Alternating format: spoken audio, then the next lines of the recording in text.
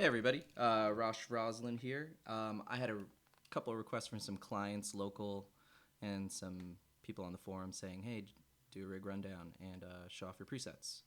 So I thought, why not? Let's do it. I'm happy to oblige. Anyways, so a little about me. I do a lot of tech work out here in the LA area. I'm also a hired gun musician, and I do a lot of like regular gigs. I gig in a bunch of cover bands and stuff, and I also play for a bunch of artists, big and small. When I discovered the Axe Effects Ultra, it was great to have a ton of different sounds under one hood. Just bring one amp, one pedal board, one cab to the gig. Now I'm on the Axe Effects 2. Anyways, here is kind of what the rig looks like. I use the Axe Effects 2 with a Matrix GT800 effects power amp. It's powering the cab, and I got a power conditioner. And then I got the MFC 101, and then I have an extension pedal board that has two mission control pedals. One is dedicated completely to volume. This other one is generally a wah, but can sometimes be a whammy. And then this expression pedal here that's a talent boost is tied to the shimmer effect that I use a lot. I generally gig with two different types of cabinets. This is a Port City regular sized 2x12 with Scumbag M75 65 watt speakers, both sides. I run it in mono. And in the cabinet below is the Port City oversized 2x12 with Scumbag M75s on both sides.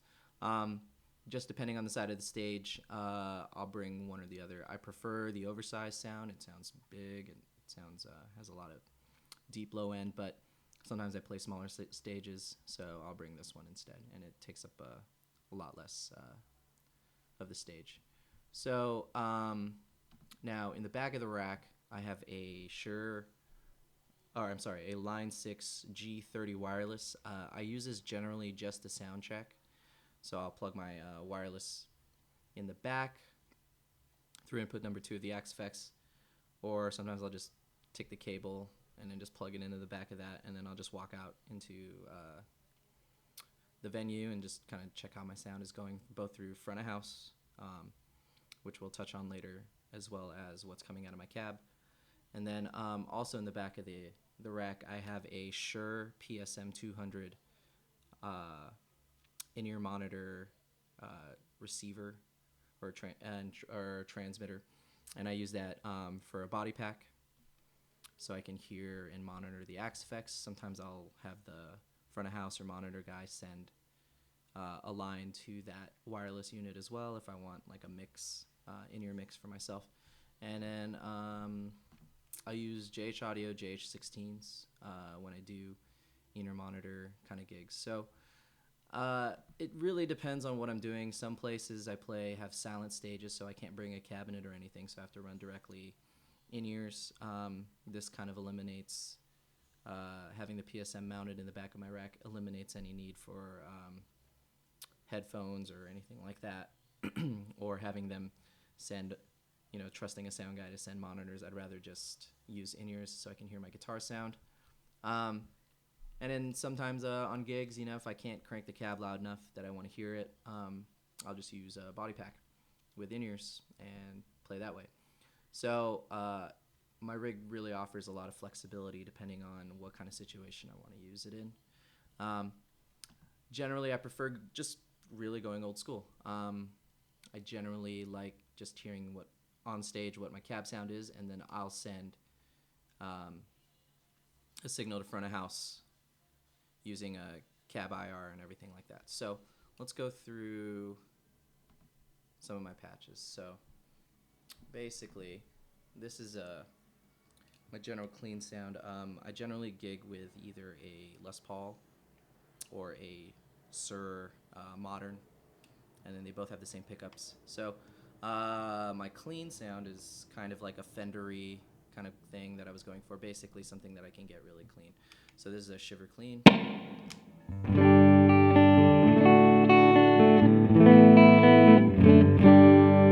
So you can do a lot of different things with this pretty standard clean.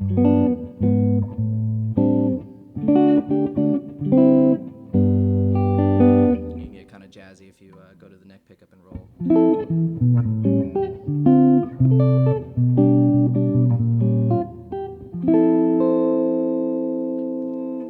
And then it also, you can kind of get funky. You know, you can use like kind of a split coil kind of thing.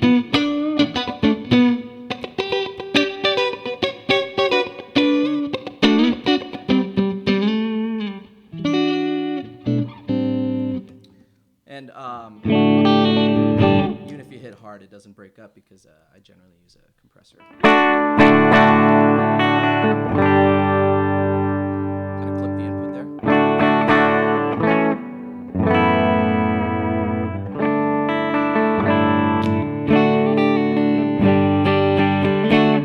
So there's a lot of different sounds you can get with just this clean sound.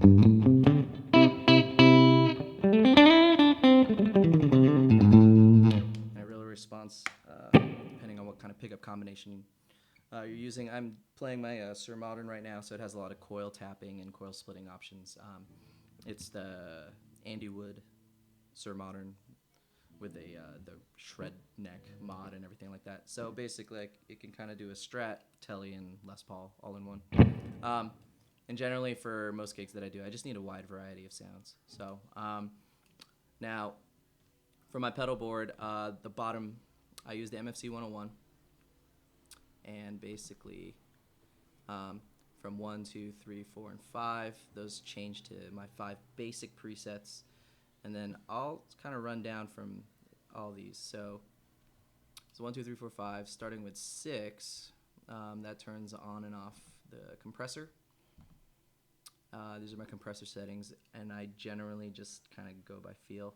I keep the compressor on 100% of the time on my clean sound, just because I'm usually doing all kinds of coil splitting and stuff, and I want my arpeggiated cleans to be the same volume as my strummed cleans. And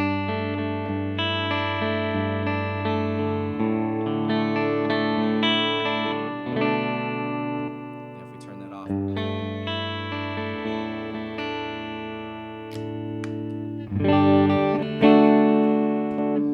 and then the next pedal activates my drive. I use the Esoteric ACB. This is basically the AC booster by Exotic. I generally, it's kind of a tube screamery kind of sound.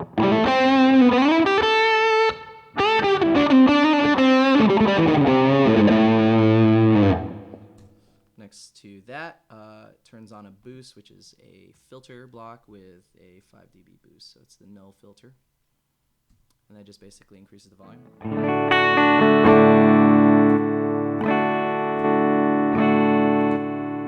It's not boosting the input since it comes after the amp. It's just, I just want pure volume. Then next, the phaser. And then this is just kind of like your standard phaser.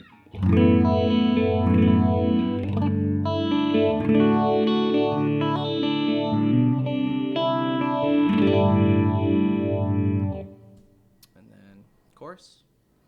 And for the chorus, I was kind of going for like the intro for Purple Rain kind of sound.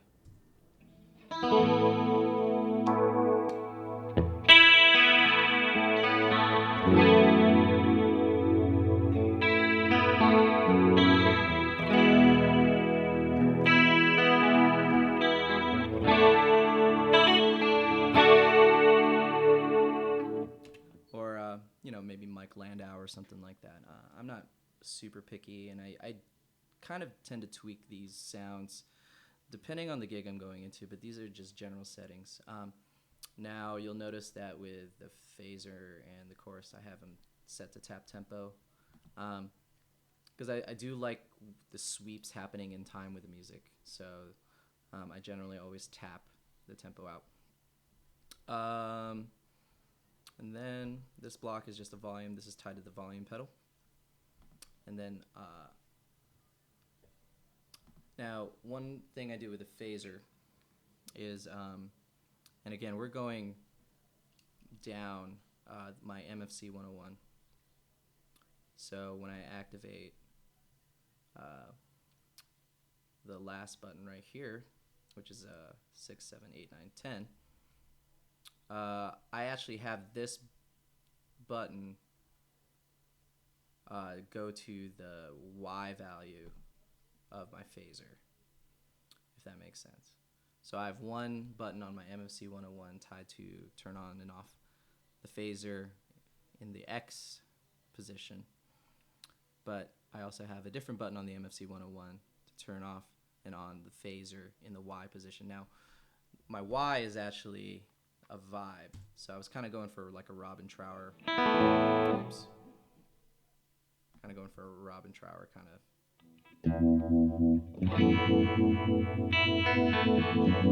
of sound, or maybe Pink Floyd.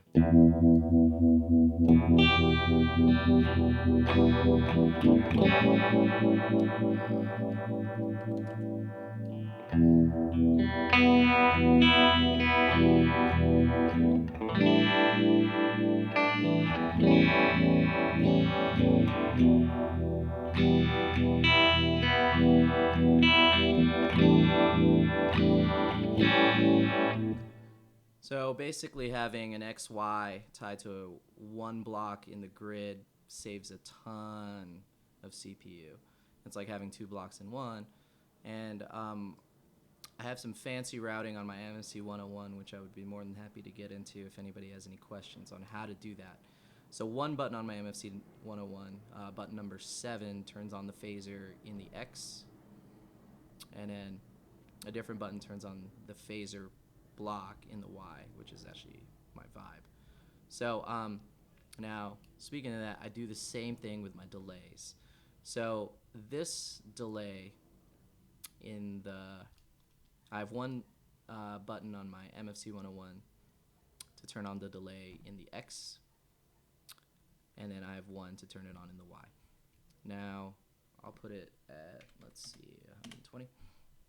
And the X is quarter notes. So when I turn on my delay in the X, oops, it's just quarter notes.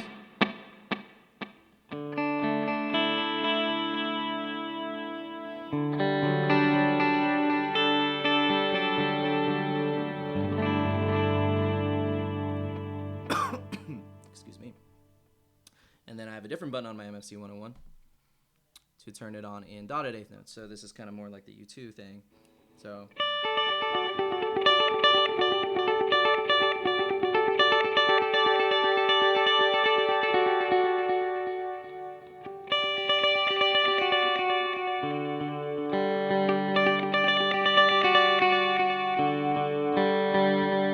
again, it saves a lot of CPU instead of having two different delays there.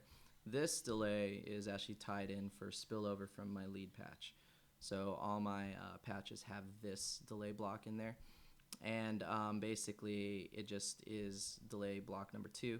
I don't have anything on my MFC 101 to actually turn this on. This is just so that the spillover is always 500 milliseconds from my lead if I'm going from my lead sound to my clean channel, for example. If you have this set at tap tempo or a different tempo, you get some kind of weird warble sometimes, or you get your lead sound to be one tempo, which I generally like a fixed lead delay. So I generally like just that. What happens is when you switch back to the clean channel, if this is a different value, you'll hear the delay speed up, or you'll hear this is kind of zipper effect. So I really didn't like that, switching from my lead sound back to clean or any of my rhythm patches. So I just put this delay block into all my patches just so that it's uniform when I'm switching from lead to rhythm again. Let's see what else. So some other things I do is I have XY values for my amps. Generally, since again I go through, these are all my 5 presets, I like to have 2 different options for each sound. So for example, preset number 1 is generally what I call my clean preset. And so this is kind of your Shiver Clean Fender Twin, very standard, super crystal clean, doesn't break up at all. But in the Y value, I have it for the car rambler, car roamer, and this is kind of like your edge of breakup kind of sound. So this is kind of a...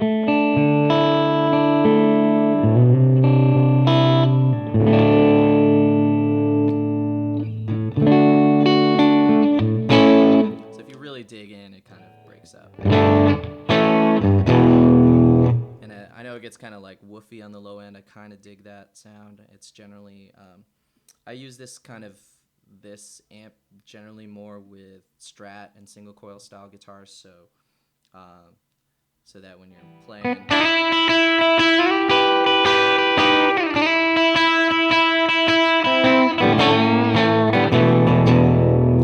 kind of thing. And it sounds really great when you add a drive block to it. So you get a really nice fat warm lead sound.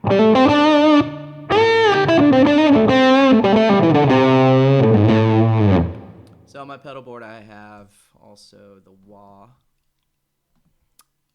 This wah is tied to that, and the volume block is tied to this.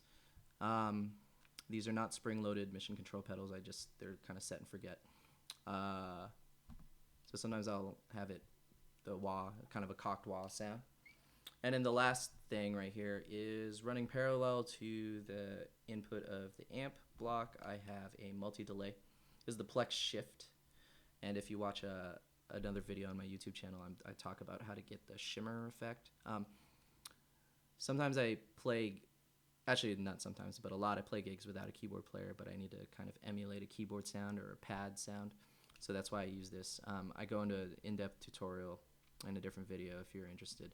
But basically, this talent boost right here, this is an EWS subtle volume control. Basically, it's a potentiometer in a box, and all it is I use it as an expression pedal, so I can blend in the shimmer sound.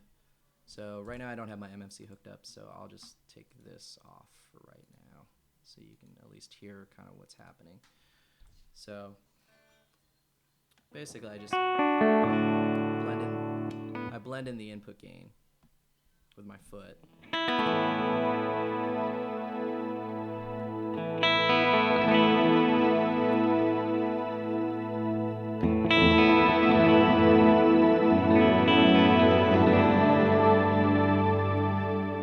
you can kind of get the idea. And last but not least, the cab block, and Cliff and Matt and all the guys at Fractal have said time and time again that this is the most important aspect of your tone, which is absolutely true. So I have a mix that I've done, and it's basically based off of the Lone Star. I generally use this for my clean sounds, and it's basically the Lone Star cab with a 57 and a Royer 121. I prefer this mic blend all the time. It's kind of my go-to mic blend. I've used this mic blend long before I even got into the Fractal thing. I always loved the cut that the 57 gives, and then the ribbon Royer 121 gives the low end and the high end, and just a nice blend of it. I'd be more than happy to share this IR if there's any interest. And I kind of sometimes switch to just the stock Lone Star 212 with the 160, and it kind of really depends on how I'm here in the room and what kind of guitars I'm using for that particular gig. As you can see, the effects loop block right here sends to output 2 of the Axe effects to my power amp to power my cabs. So output 2 goes to the matrix, and then this matrix powers the cab, depending on which cab I'm using. And it's pretty simple. Chris at Axe Effects Tutorials does a great tutorial on this if you are interested. But basically, put the effects loop block always before the cab, and then everything from the input all the way to here gets sent to your power amp, to your cabinet, and then this is output 1 gets sent to front of house. I don't really do a lot of special tricks or anything like that. The only real tricky stuff is the XY values for the phaser and the delays. And then the send and return block is just to give more space on the grid. So that's kind of a rundown of all the blocks. Each preset is exactly the same except my lead preset. So here's number 2. And then this is kind of more of like a crunch sound that I was kind of going for. So right now I have AC30. And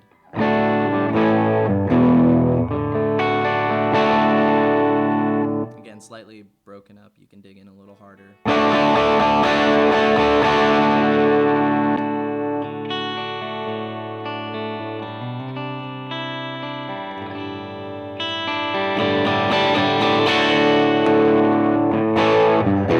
And again, I was going for kind of a U2-y kind of sound.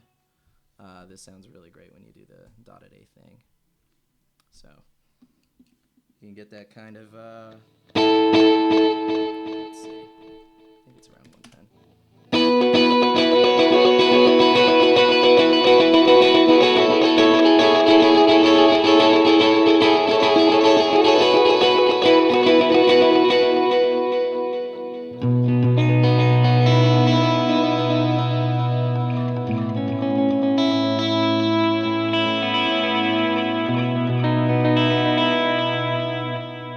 Anyways, you get the idea. It sounds a lot better with a Strat. Obviously, I'm still playing my Sir Modern, so. And then, just like my other presets, I have an XY value for the amp. The other value is Blues Junior. And again, I was kind of going for that kind of broken up Fender sound rather than a broken up British AC30 sound. You know, this kind of.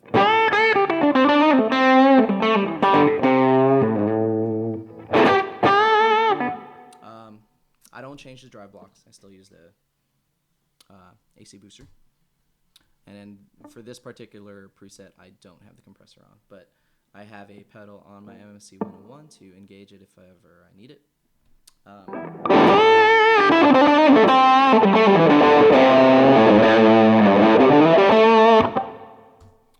And again, these are kind of run-of-the-mill sounds. It's not my favorite tone in the world or anything like that. It's not really, quote-unquote, my tone.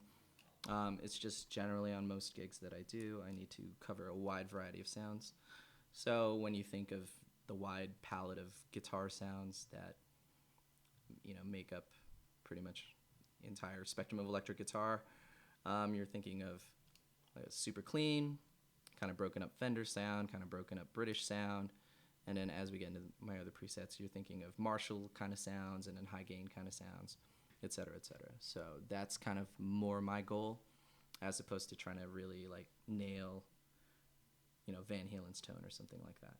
So that's the Blues Junior. I don't do anything really crazy in these settings. Oh yeah, my reverb block. I never went through that. These is a studio reverb. I borrowed these settings from Scott Peterson, and with a couple tweaks of my own. I personally don't like too much reverb on my tone. I like kind of a dry signal.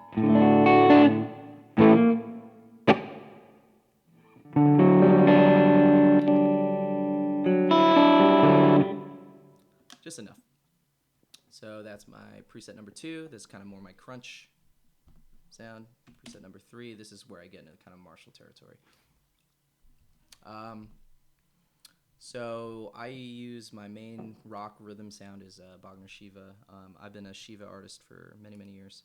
Or I'm sorry, Shiva artist. Bogner artist for many, many years. So my amp before I switched to the Axe Effects was I used to exclusively use Bogner Shivas. So in my opinion, the Axe Effects 2 and Fractal covers that sound really, really well. I've A-B'd them, blind A-B'd them with a bunch of different people. So this is kind of like my general Shiva sound.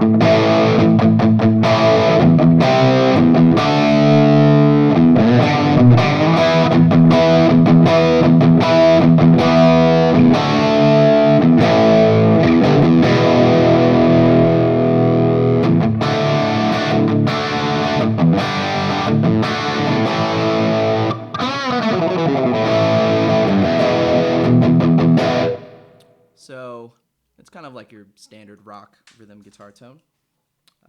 Nothing too fancy about it. Woo! And you can roll off your guitar volume.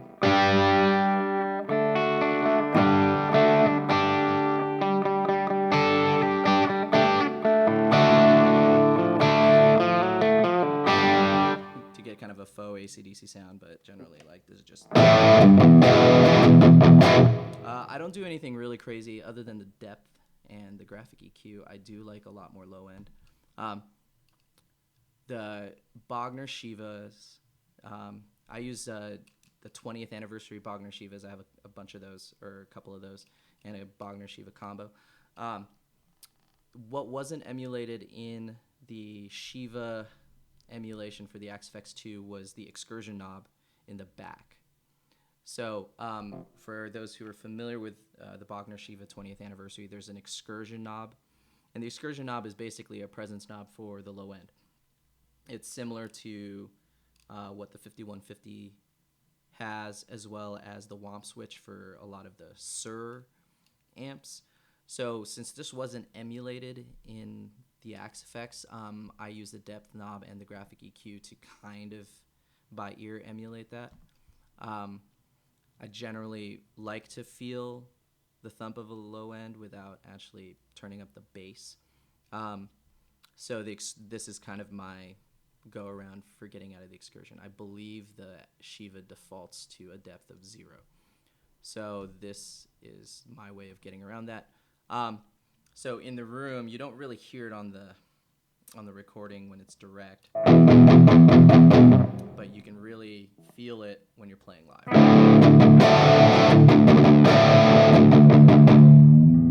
So the only other thing that I change when I start going to my crunch presets is the speaker, low res frequency. This is what I use to, since I use the same type of speakers all the time. This is kind of what I found this frequency works for my Scumbag speakers. That's kind of, Cliff does a great post on the forums if you want to get more details of what this does. But basically, it allows the cab to resonate, and you can just kind of feel where the low end is a lot better. I'm not going to go into too much detail about it. Cliff explains it 100 times better than I do. And that's pretty much it for this. I do have a Y value in this amp, which is the Brit Silver. I was kind of going for a Joe Bonamassa thing, but it's not really happening. I probably use this 1% of the time ever. So for my cab IR for my crunch settings, I made a mix with Scumbag M75s and V30s. These are the Own Hammer ones through a Bogner cab. I've made some IRs of my Port City ones, but my Port City cabs, as well as the speakers in them, are kind of dark, and they don't really cut well live. So again, this is kind of more like a traditional mic'd cab sound versus what I hear on stage is a lot darker and a lot more pleasing to my ear when I'm standing in front of my amp. And then this is what gets sent to front of house and has a little bit more of the cut. I generally don't like V30 speakers at all. Too much of that kind of cutting honky mid-range, but can't deny that they really, really do kind of cut through a mix really well. I do have a Y value for this, and again, it depends on the gig and what kind of guitars I'm using and kind of the room, and this I kind of go around at sound check. So I'll change this Y value to the Fractal. This is Mark Day's 4x12. I think it's a Marshall cab, I'm not really sure. And it's a mix of the greenbacks and the V30s with a 57 and a Royer 121, and I think this cab sounds awesome too. As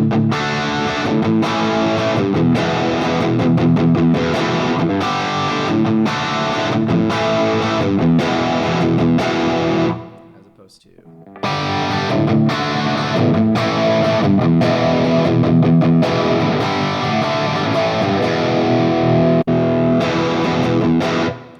it's, I don't really have a big, huge preference between one or the other, but it just kind of depends on the room and kind of what's going on. So, all right, now preset number 4 is kind of my high gain thing. And again, I'm a huge Bogner guy, so generally this is the Shiva again. Now, my workaround was that the Shiva 20th anniversary has also what's called a mode switch on the front panel. And then the mode switch actually, if I understand correctly, adds another gain stage to the Shiva. So I really do like that tone of my Shiva. And again, it wasn't modeled in the Shiva for the axe effects, so I just turned the boost on, and I played with some of the settings here, and the graphic EQ and everything still stay the same. This is where the excursion knob would be set for that particular tone, and so this is kind of what it sounds like.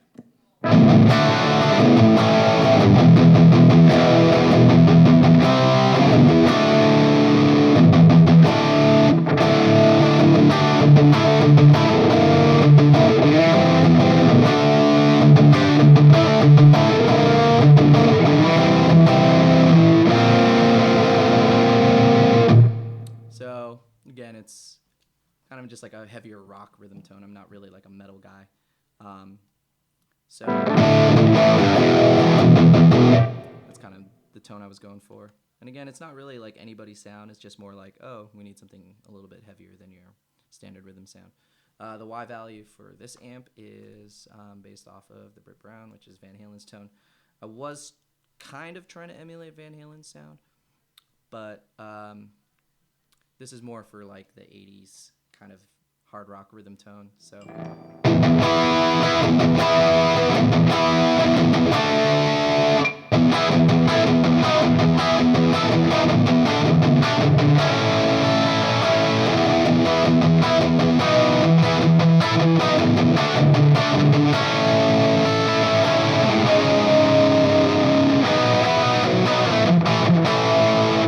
anyways, I know it doesn't sound exactly like Van Halen if you use G12M20s. It'll sound a lot better. The same cab IR, and again, I will Y value with the fractal ones. These are from Cab Hack 10, I believe, and they sound great because they were using the mic plus DI method, which I've gotten to use with a bunch of artists who shall remain nameless. But sounds really great, and it takes out the influence of whatever power amp you're using to capture the speakers. So I do hear a difference, and I do enjoy the sound of these. So here's the same amps with this IR.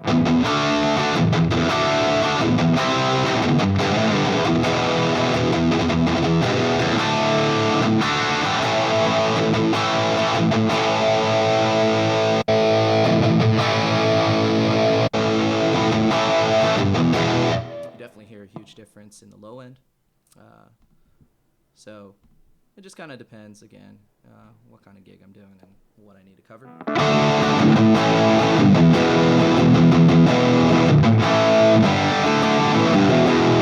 Cool.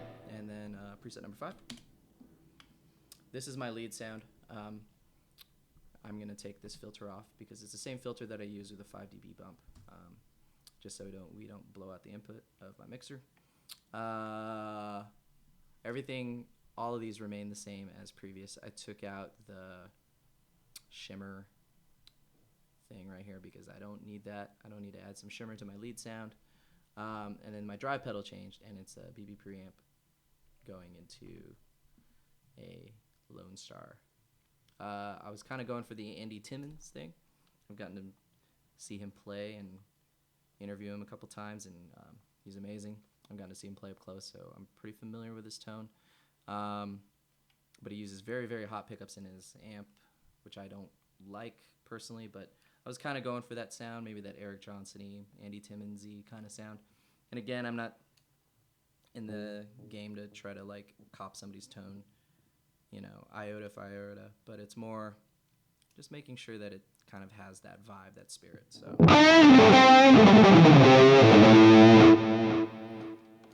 let's see.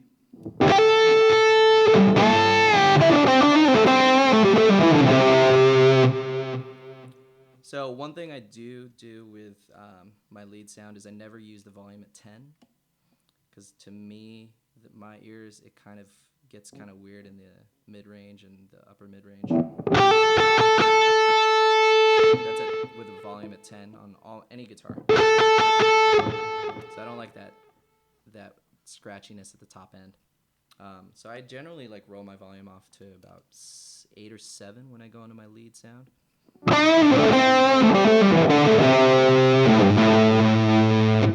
And what I'm setting to front of house is not my favorite tone, but again, it's something that kind of cuts through a little bit better. I do prefer the Y value that I'm using. This is a mix of greenbacks and V30s with the Lone Star cab. And then this is the greenback fractal only with a 160. And I prefer this tone more, but it's a little bit smoother and a little bit darker. So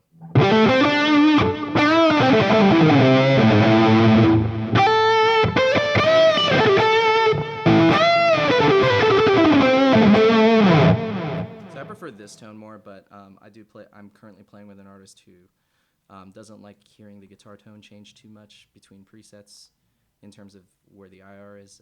He's kind of sensitive to tonal changes, so I try to keep all the tones using the same IR. But that's just kind of a personal preference for him. I do prefer this tone much more. And it kind of lets you do that kind of stuff a lot better. It's smoother. Right now my guitar's volume's rolled to maybe 7. And you can kind of do that. It's kind of, all that weird shredding stuff that I'm not really that great at, but whatever.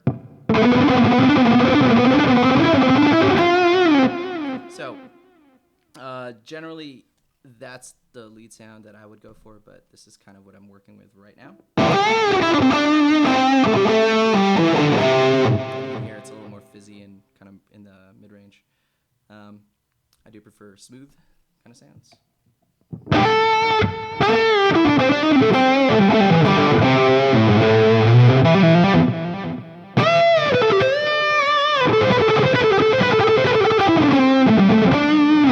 The other thing is I like this cabinet because it kind of obscures your picking. So I'm not a big Al Di Meola, John Petrucci guy, but it obscures your pick attack when you're kind of doing these, kind of shreddy lines. Or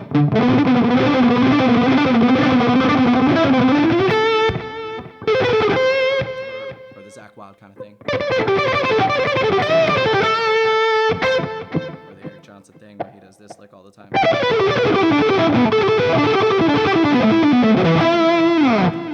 So anyways, that's my preferred lead tone. I have other presets, but they're actually based on whatever different songs. And then I emptied out all my presets, but I use these empty banks for presets depending on which artist I'm working with. And that's usually on a song by song by song basis. I do like to take the stems from the record if I'm working for an artist. And I just take the stems and I tone match it. And then I'll use usually banks 30 and up to capture the tone that was on the record. A lot of artists out here do fall in love with the sound that's on the record, and I'm more than happy to oblige.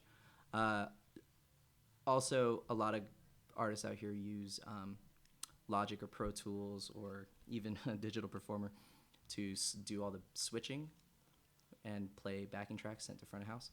So I'll dump presets in here and have whoever the MD is on the gig do my switching with a MIDI cable or something. So guys like Periphery do this all the time.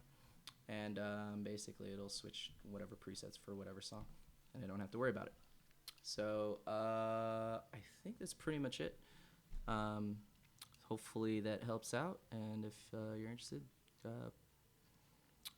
shoot me an email or get in touch with me on the forums, and hope this helps. Hope this was informative for any of you guys out there. All right, Rosh Roslin signing off. Talk to you soon. Bye.